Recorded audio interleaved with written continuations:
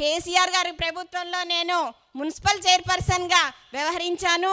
కొన్ని వందల కోట్ల డెవలప్మెంట్ ఈ కొత్తగూడెం నియోజకవర్గంలో వనమా గారి సహకారంతో, కేసీఆర్ గారు మున్సిపల్ డిపార్ట్మెంట్ మినిస్టర్ కేటీఆర్ గారి సహకారంతో కొత్తగూడెం మున్సిపాలిటీలో కొన్ని వందల కోట్లతోటి డెవలప్మెంట్ జరిగింది. అవేంటో కూడా మీకు ఒక్కటే నిమిషంలో నేను తెలియపరుస్తాను.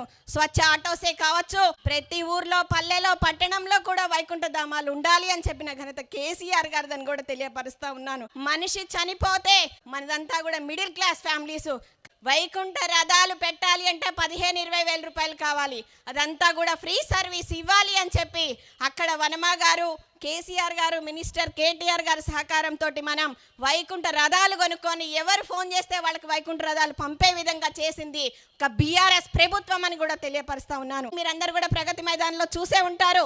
ఫుట్సల్ కోర్ట్స్ కూడా ఏర్పాటు చేసుకున్నాము. ఇవన్నీ కూడా చేసిన ఘనత బీఆర్ఎస్ పార్టీది.